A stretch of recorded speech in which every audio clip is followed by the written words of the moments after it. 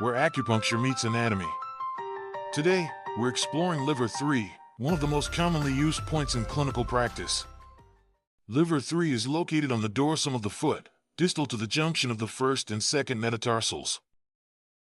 To accurately locate this point, begin by identifying the first and second metatarsal shafts.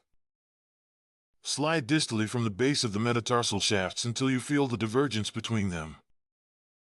That depression is your anatomical valley. Next, instruct the patient to gently dorsiflex or extend the big toe. The extensor hallucis longus tendon is found medially. Slightly lateral and deeper to this tendon is the extensor hallucis brevis. Liver 3 is between the metatarsals, not on the tendons. Sink gently into the intermetatarsal space. If you're directly on a taut tendon, you are too medial. If you feel the strong pulse of the dorsalis pedis artery, you are too lateral. Liver 3 is innervated primarily by the deep fibular nerve, which originates from the common fibular nerve. The common fibular nerve originates from the 4th and 5th lumbar nerve roots, as well as the 1st and 2nd sacral nerve roots. These same segments contribute to lumbar stability, hip internal rotation, tibialis anterior activation, and to the sensation between the first and second toes.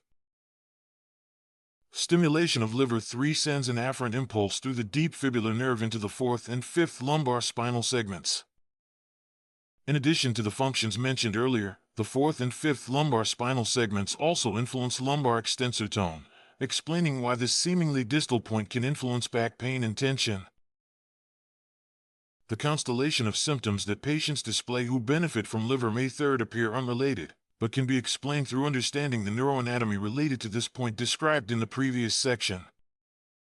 Symptoms include toe gripping, limited first ray mobility, anterior pelvic tilt, rib flare, and upper trapezius tension. All of these symptoms display an extension-dominant pattern.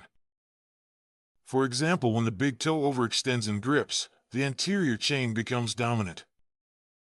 That pattern travels upwards, resulting in foot rigidity, altered gait mechanics, pelvis compensation, stiffening of the thoracic spine, and finally cervical spine extension.